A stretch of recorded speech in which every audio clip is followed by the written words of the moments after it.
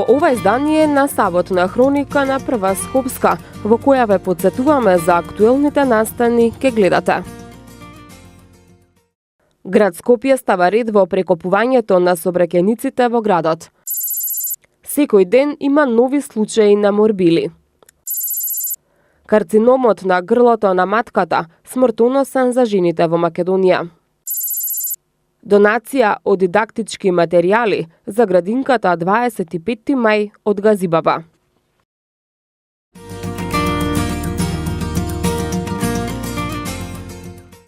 Во Македонија денеска се одбележуваат 147 години од раѓањето на револуционерот Гоце Делчев, визионерот кој пред повеќе од еден век го разбра светот како поле за културен надпревар на народите. По тој повод, делегација на Советот на град Скопје, составена од председателката на Советот на град Скопје Љубица Јанчева и советниците Јелена Жугич и Петар Шапе, денеска положија цвеќиња на гробот на Гоце Делчев во црквата Свети Спас во Скопје. Цвеќе на гробот на Гоце Делчев положија и делегации од владата и собранието на Република Македонија, од канцеларијата на председателот на Република Македонија, од Министерството за одбрана, од Генералштабот на АРМ, представници на политички партии, на научни и на образовни институции, на здруженија, како и голем број граѓани од нашата земја и од странство. Гоце Делчев е роден на 4 февруари 1872 година во Кукуш, во семејството на Султана и Никола. Се школувал во гимназијата во Солун и на Војната академија во Софија. Учителствувал во Штип, а како член на Централниот комитет на ТМРО работел на создавање мрежа на бази, комитети и комитски чети на организацијата. Учествувал на Солунскиот конгрес на ВМРО во 1896, а до 1901 година бил задграничен представник на ВМРО во Софија. На 4 мај во 1903 година бил убиен од турската војска во селото Баница на пат кон Сер. Саркофагот со посмртните останки на Гоце Делчев од 1946 година се наоѓа во дворот на црквата Свети Спас во Скопје.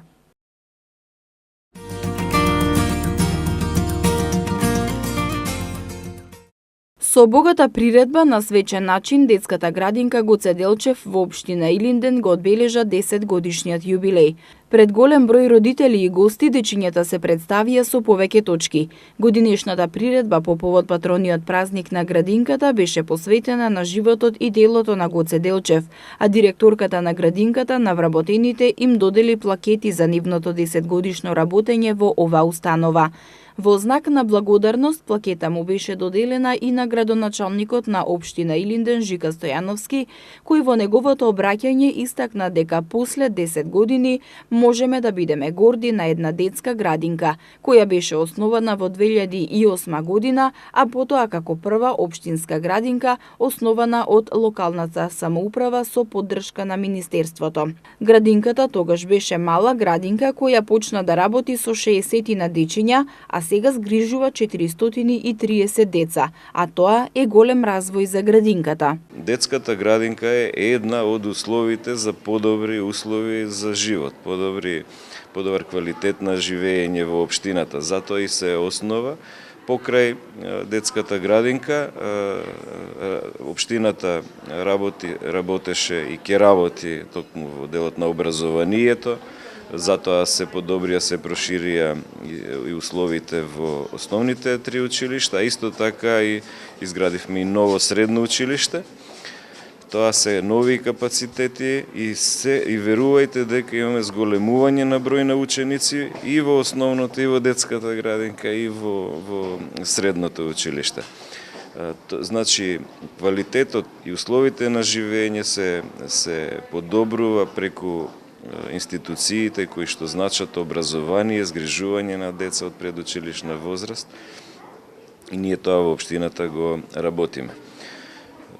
Честитките се од тоа што детската градинка како институција основана од локалната самоуправа е единствена која што се формираше од општината и прерасна во една најголема детска градинка каде што згрижува на едно место 430 дечиња. Сакам да се заблагодарам на сите поддржувачи, учесници и во формирањето, и во градењето, и во работењето. Да честитам на персоналот кој што успешно си ја заврши својата работа. Секако дека поддршката ја има од општината, ја има од Советот на општината, граѓаните и родителите кои што секогаш бараат високи стандарди, секоја година се повисоки стандарди, дополнителен мотив е за нашето работење. Градоначалникот Стојановски додаде дека сместувачките капацитети ќе се прошируваат. Оваа година во населеното место Миладиновци ќе отпочне изградба на нова детска градинка во соработка со владата, каде што преку фондовите ќе се обезбедат средства за изградбата. Ние како локална самоуправа го обезбедивме проектот, Советот на општина Илинден го стави за приоритет за градење. Проектите и се она што е неопходно потребно како документација и услови се подготвени, тие беа препратени до Министерството и добивме позитивен одговор. Сега очекуваме тоа реално да го пресликаме на терен. Инаку детската градинка Гоце Делчев на почетокот имаше капацитет за згрижување на 60 деца, а поради динамичниот развој на општината Илинден, како и зголемениот прираст на населението, наложи потреба од зголемување на капацитетот. Првото проширување беше во 2012 година, кога градинката можеше да згрижува 230 дечиња, а со изградбата на новиот дел, градинката има капацитет за згрижување на 430 дечиња.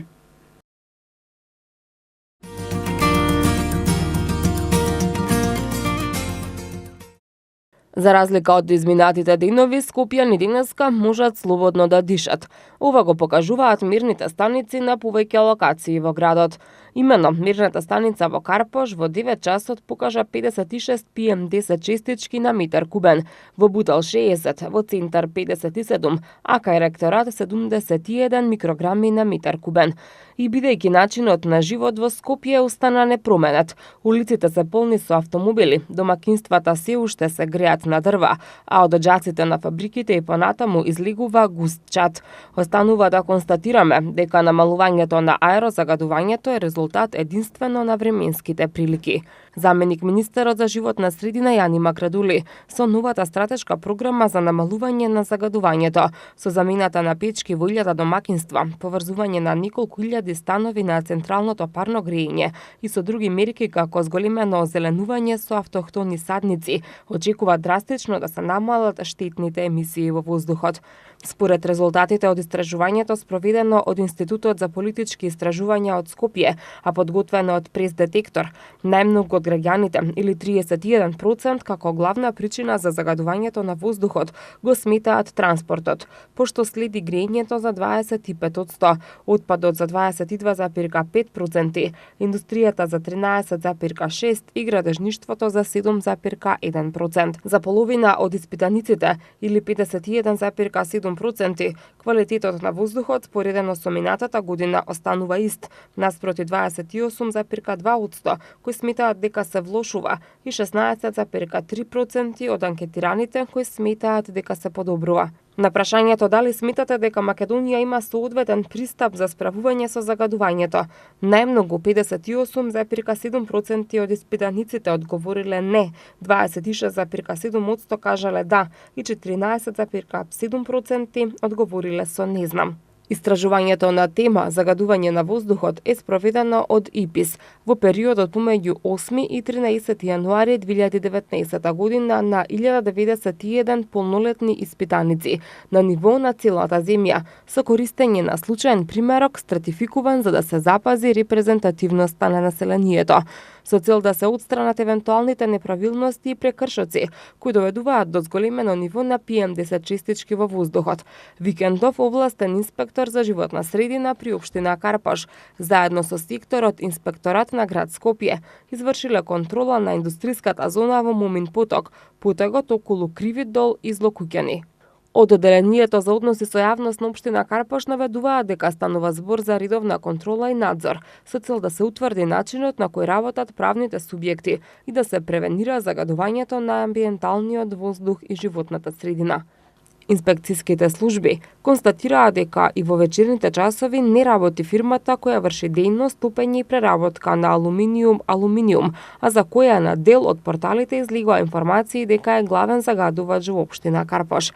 Именно како што известивме и претходно, оваа фирма од пред нова година не работи, односно не врши дејност. При оваа проверка се изврши контрола на другите правни лица кои работат во овој дел од Карпош, при што не беа забележани никакви нерегуларности и пропусти во нивното работење, кои би представувале закана за животната средина, се наведува во соопштението од општина Карпош. Кога станува збор за индивидуалното домување, наведуваат од општината, во Злокуќани се евидентирани повеќе домакинства кои се греат на дрва и препорачано им е да користат субвенции кои се нудат од страна на градските власти, но и да се прифрлат на други алтернативни начини на грејење. Од општината информираат дека инспекцијските служби заедно со партнерските институции и градот Скопје, Државниот инспекторат за животна средина и во претстојниот период ќе продолжат интензивно да го контролираат потагот околу Момин поток, Кривидол, Злокуќани, но и другите делови на Карпош.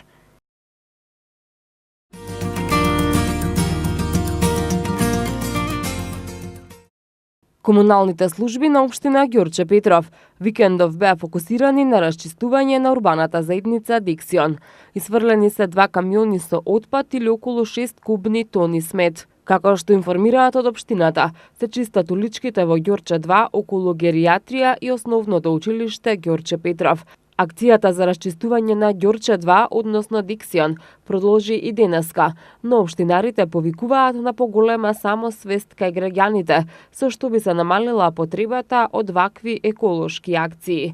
За да имаме здрава и чиста околина, потребни се промени и во однесувањето на граѓаните, особено во начинот каде и како го фрлаат комуналниот отпад. Заложбата за почиста и поздрава животна средина е еден од најважните приоритети на нашето действување, велат од општина Ѓорче Петров.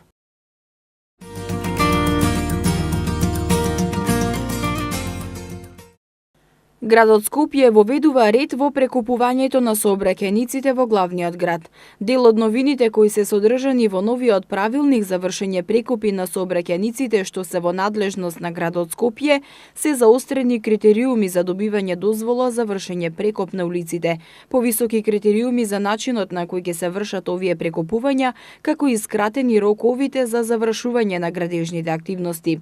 Градоначалникот Петре Шилегов денеска најави дека во насока на подобрување на комуникацијата и координацијата со компаниите, со новиот правилник е предвидено градот Скопје пред почетокот на градежната сезона да ги објави сите сообраќајници кои се предвидени за реконструкција во текот на предстојната година.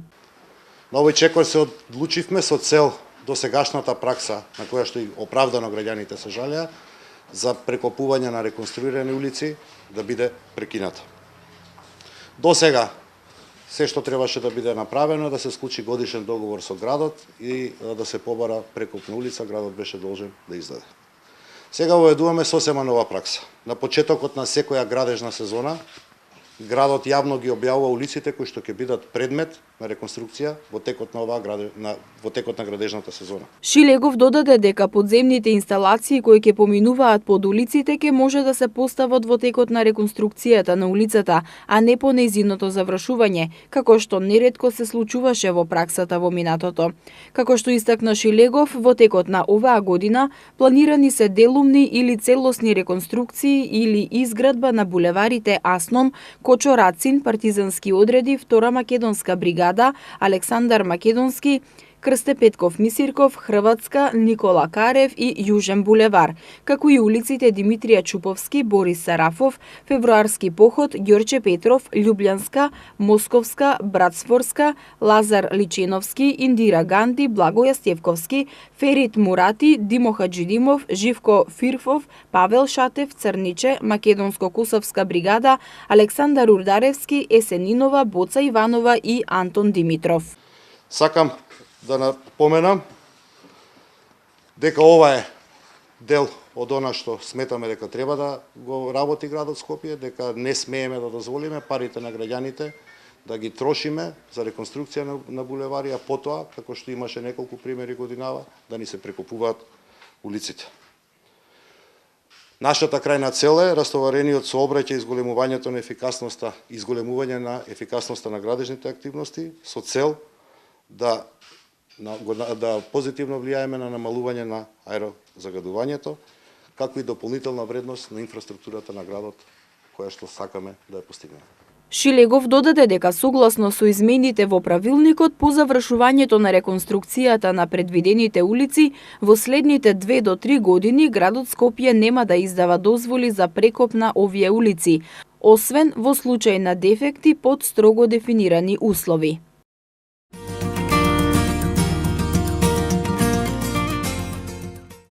На клиниката за инфективни болести издвоени се 2 крила на едно оделение, каде што во изолација се сместени пациентите заболени од морбили.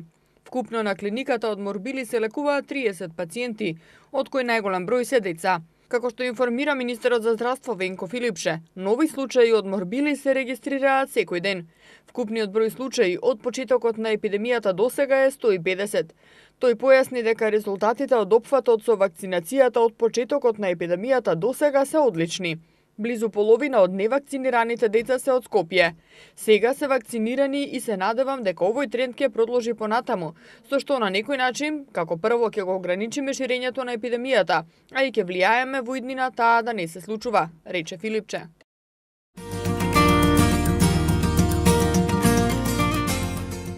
Во Република Македонија во период од 2012 до 2016 година од карцином на грло на матка умреле 203 жени, а бројот на умрени жени од карцином на грло на матка секоја година се зголемува за 6%.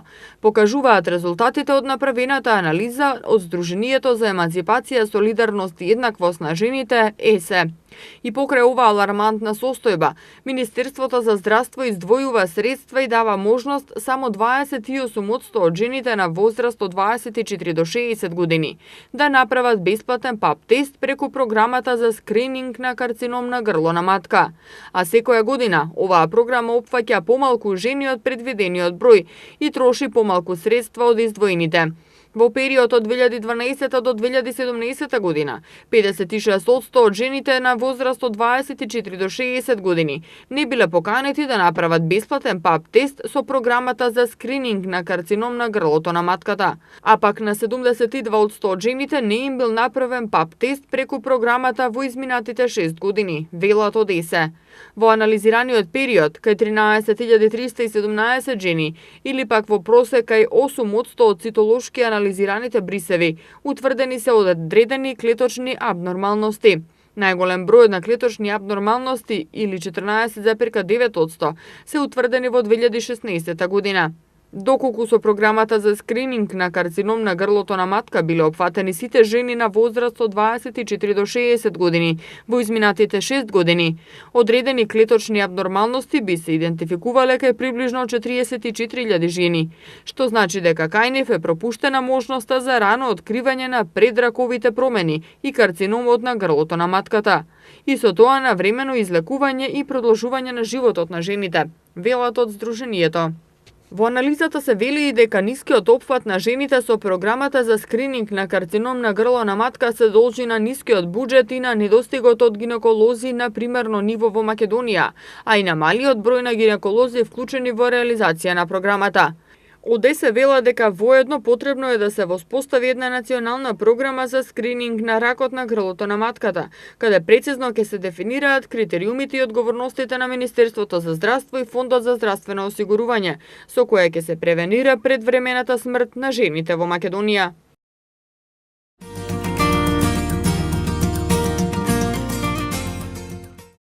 Нафтините деривати од Нокеска на полнок се зголемуваат од половина до динар и половина, одлучи денеска регулаторната комисија за енергетика. Според одлуката на регулаторната комисија, цената на Евро Супер БС98 се зголемува за 0,5 денари за литар и неговата нова цена ќе биде 63,5 денари за литар. За 1 денар поскапо ќе се продава Евро Супер БС95 и екстра лесното масло. Така малопродажната цена на Евро Супер БС95 ќе биде 62 денари за литар, а на екстра лесното масло за домакинство 48,5 денари за литар. Дизелот се зголемува за 1,5 динар за литар во однос на цената утврдена пред 2 недели, што значи дека од полноќ новата цена на дизелот ќе биде 60 денари за литар. Малопродажната цена на мазутот М1 ќе се зголемува за 1,59 денари за килограм и ќе изнесува 31,12 денари за килограм. Зголемувањето на цените на нафтените деривати се должи на покачената цена на суровата нафта на светските пазари и на повисокиот курс на динарот во однос на доларот во изминатиот 14-дневен период.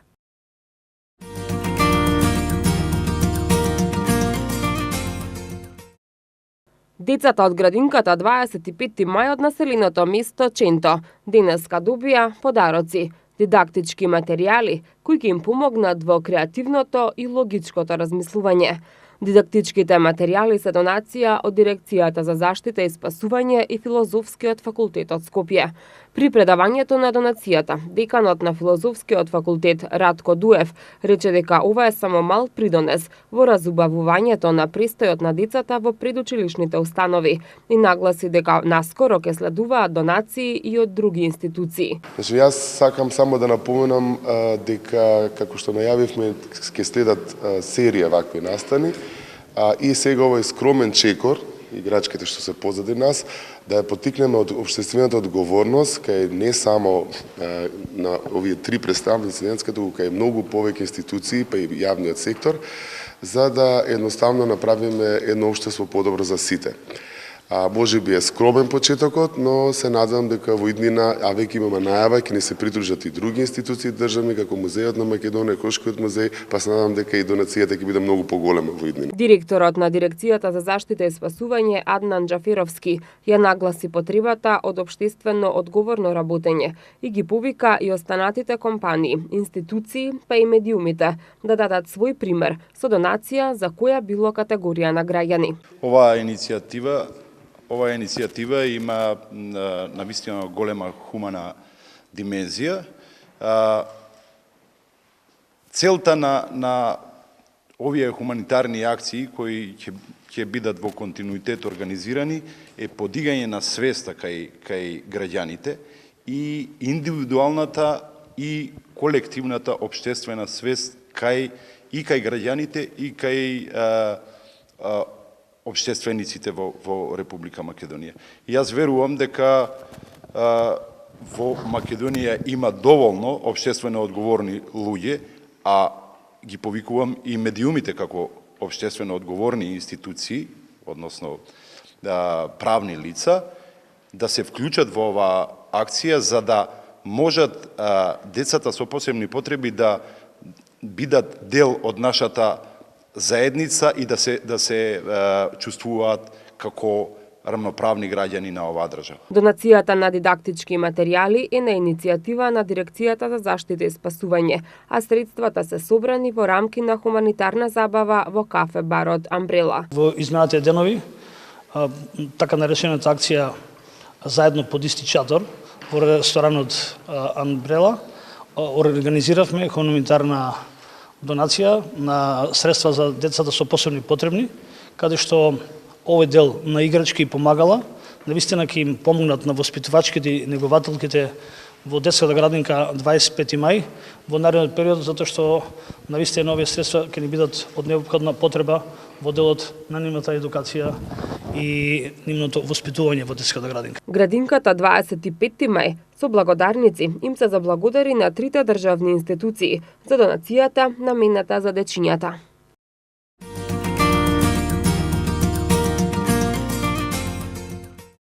Општина Газибаба и Министерството за труд и социјална политика партнерски ќе работат на проширување и изградба на детските градинки.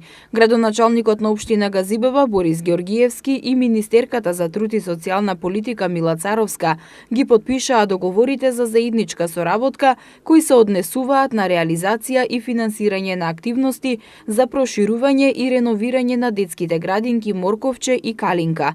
Како што информираат од општината, со проширувањето на капацитетот во овие две детски градинки, како и со изградбата на новата градинка во Стајковци, капацитетот се проширува за нови 220 деца. Од Газибаба велат, како општина во текот на оваа година започната е подготовка на техничка документација за изградба на детски градинки во Трубарево, Сингелич, Керамидница и Инџиково.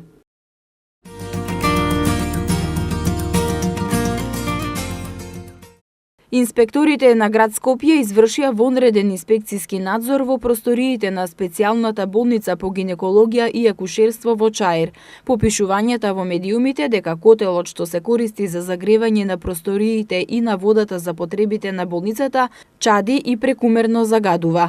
Како што соопштија од град Скопје, инспекторите утврдиле дека станува збор за дефект на дизните на котелот што е стар повеќе од 50 години. Според кажувањата на директорот на болницата, дефектот е отстранет и оџакот повеќе не чади. Инспекторатот на град Скопје ја задолжи болницата да направи мерење на емисиите на издувните гасови од оџакот со акредитирана лабораторија за мерење.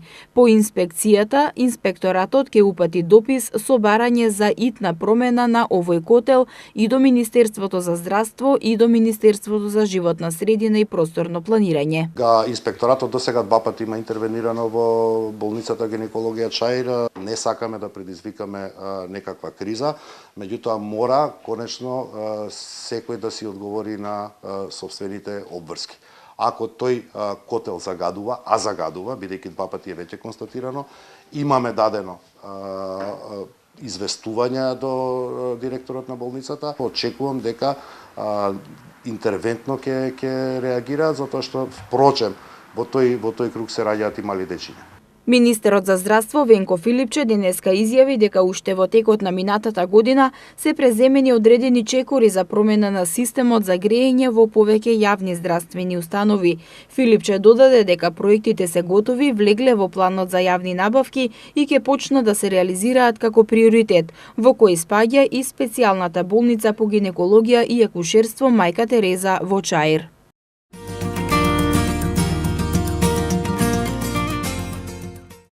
Министерството за здравство соопшти дека вчера се прегледани 14 пациенти со симптоми на морбили. По извршениот преглед од клиниката за инфективни болести информираат дека хоспитализирана е само една пациентка, додека останатите 13 пациенти се пуштени на домашно лекување поради полесна клиничка слика на морбили. Од нив 6 се деца на возраст од 1 до 2 години и се невакцинирани, а останатите 7 се на возраст од 21 до 38 години. Во моментот на инфективната клиника се хоспитализирани 22 пациенти со морбили и сите се во стабилна здравствена состојба. Од Министерството за здравство апелираат до граѓаните да се вакцинираат со МРП вакцина, особено децата кои немаат примено ниту една доза од вакцината. Досега се вакцинирани повеќе од 5600 лица. Станува збор за висок процент на лица кои сериозно ги сватиле препораките на Министерството за сериозноста на заболувањето, стои во соопштението. Од Министерството посочуваат дека родителите кои кај своите деца ќе забележат или ќе се посомневаат на првите знаци на болеста, не треба да ги носат во клиниката за инфективни болести, туку кај матичните лекари, како и во дежурните пунктови во поликлиниките Јане Сандански, Битпазар и Букурешт, кои работат 24 часа и вршат комплетни прегледи со лабораторија, а доколку е потребно, ќе се упатат на клиниката.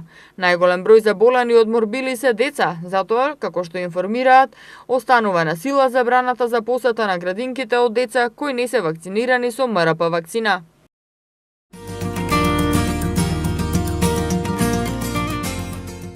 Во соработка со општина Газибаба и Средното училиште на град Скопје 8 септември ќе почне да работи Центар за доквалификација и дообучување на кадри неопходни од електро и машинските струки, особено браварските струки кои во овој момент се дефицитарни на пазарот на трудот. Градоначалникот на општина Газибаба Борис Георгиевски истакна дека целта на овој центар е со благи вештини веќе обучените и веќе школуваните ученици кои се невработени да се доквалификуваат и да се стекнат со неопходно знаење и вештини. Георгиевски додаде дека по завршувањето на обуките, кандидатите ќе добијат сертификат за нивните вештини и образование, а на тој начин на пазарот на трудот ќе излезат во пресред на бизнис заедницата, која во моментов има недостаток од овие кадри. Ова општина Газибаба го прави со цел младите по завршувањето на образованието да останат и да работат во земјава. Општина Газибаба го прави се со цел да им излезе во пресред на бизнис заедницата, истовремено на младите луѓе кои што се без работа да останат во Република Македонија, каде што ќе им биде загарантиран делот на личниот доход, платата и сигурно иднината во општина Газибаба, со тој во Република Македонија. Од ова се поведавме, веќе и направивме анализа во изминатите година дена, каде што заедно со бизнис заедницата во општина Газибаба проценивме дека ова е неопходен чинител од проста причина што проценките покажуваат дека има недостаток на кадар токму во овие струки. Директорот на училиштето Кемал Асани рече дека пазарот на труд има потреба од оспособени лица, а училиштето е токму тоа што нуди таков кадар, машини и услови за да се оспособат учениците, а со Центарот за меѓуетничка толеранција имаат можност да се оспособат лица и од другите струки кои имаат афинитети и сакаат да работат. Значи има потреба пазарот на труд, како и што објасни градоначалникот, вистински од стручно способени лица, а нашето училиште е такво кое нуди пред се кадар, нуди машини и сите аспекти за вистински да ги способиме нашите ученици, а сега се отвара и можност со Центарот за возрастни кои за доживотно учење да способуваме лица и од другите струки кои имаат афинитети и сакат да работат, затоа што им гарантираме секој што ќе биде кај нас способен дека веднаш ќе почне и со работа. Директорот на Центарот за меѓуетничка толеранција Владо Димовски истакна дека во изминатиот период е направено истражување за потребите на бизнис заедницата, во кое стои дека во Македонија има недостаток на средношколски кадар. Од струките кои се дефицитарни во Република Македонија, ќе и вадиме кадар, односно ќе обезбедуваме кадар преку училиштето 8 септември, кој има одлични услови за работа, обуки, одлични машини и така натаму, а дел од оние кој е потребен кадар, од оние кои се невработени лица на територијата на Газибаба, кои сакаат да најдат работа во бизнис секторот на територијата на Газибаба и пошироко, ќе направиме дообуки, преквалификации и така натаму. Прва активност која ќе ја започнеме, тоа е обука на машински техничари, во мултимедијални техничари, поготово за електронските медиуми во Република Македонија, кои ќе работат и ќе ракуваат со камера, светло, монтажа и така натаму. И тие веќе на крајот од оваа учебна година, значи некаде јуни месец по завршувањето на учебната година, по завршувањето на матурата и така натаму, ќе можат директно да се вработат во медиумскиот простор во Република Македонија. Димовски додаде дека секој што ќе почне да се обучува во Центарот има и загарантирано работно место.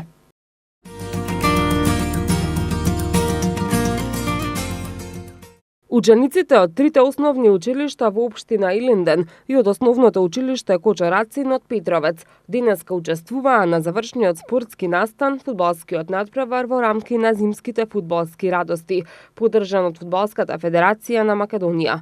Како што истакна координаторот на проектот Фудбал во училиште Дејан Димитриевиќ, на дводневниот фудбалски надпревар имаат можност да играат најдобрите ученици и спортисти. Најдобро од секако што вели Димитриевиќ е тоа што иако дел од учениците на овие надпревари првпат професионално играат фудбал, тие остануваат во спортот и постигнуваат одлични резултати. Имаме најразлични игри и забави за учениците во кои што се дружат и ги стекнуваат фудбалските вештини. Исто така, ние сме дел од проектот кој што Фудбалската федерација и Федерација за уличен спорт го промовира на изминативе година и пол фудбал во училишта. Во училиштата се играат надпревари оделенска настава, второ и трето оделение, денес овдеска се второ и трето оделение, исто така утре ќе имаме четврто и пето. И овие ученици се најдобрите кои што играа на надпреварите кои што се изиграни на ниво на училиште и се селектирани и денеска се почестени од Фудбалската федерација и Федерација на училишен спорт да учествуваат на едно вакво дружење масовно каде што ќе имаат скромни подароци, каде што ќе се запознаат со фудбалските вештини, ќе имаат дружење и рекреација. 50% од учениците кои што првпат се запознаа со фудбалската топка на овој проект од Фудбалската федерација и Федерација на училишен спорт веќе се активни фудбалери и учествуваат и се потенцијални репрезентативци во нивните категории и учествуваат на турнири кои што се организираат во странство. Да, тоа е за секоја пофалба и мислам дека во иднина треба да се продолжи со ваква соработка со овие институции за да можеме да создадеме спортисти, фудбалери, идни фудбалски звезди и фудбалери кои што ќе ги бранат боите на фудбалската репрезентација. Бојан Марковски од Фудбалската федерација на Македонија вели дека станува збор за исклучително значаен проект во кој се вклучени 2800 деца од 80 училишта во 21 град во Македонија. Ова е проект кој првпат се случува со поддршка на УЕФА. Наша цел, наша желба, наша интенција е да продолжи секако и во наредните години, инаку е продолжение на нешто што веќе го работиме, тоа е проектот Фудбал во училишта, во кој се опфатени, како што кажав, 21 град и 80 основни училишта.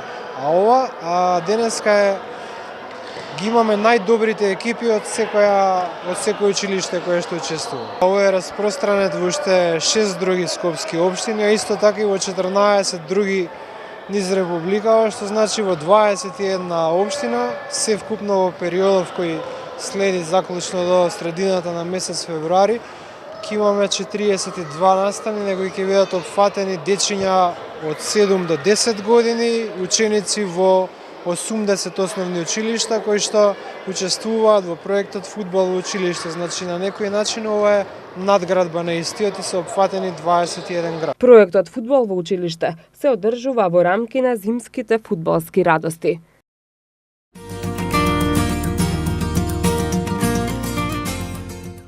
Општина Аеродром врши одржување и реконструкција на сервисните улици на цела територија на општината.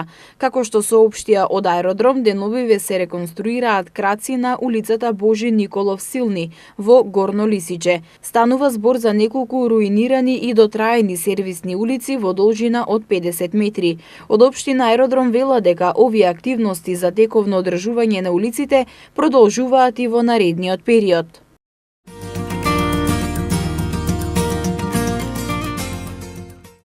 За дочекот на новата 2019 година се украсија повеќе општини и се потрошија повеќе пари од минатата година.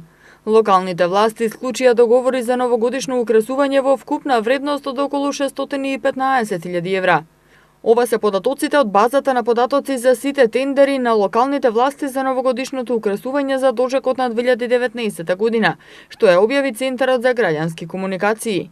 Базата на податоци открива дека за разлика од претходната година, кога улиците и плоштадите за нова година ги красеа градот Скопје и 18 општини, во вкупна вредност од 474.000 евра. Сега, за дочекот на 2019 година, тендери за украсување спроведоа 26 општини и градот Скопје, во вкупна вредност од 615.000 евра, што е за 30% повеќе од минатата година. Дури 55% од парите за новогодишно украсување се потрошија во Скопје, и тоа од градските власти и од општините Карпош, Аеродром, Чаир, Газибаба, Бутал и Шуто, Ризари. Само град Скопје потроши околу 260.000 евра, што е за 33% повеќе од минатата година.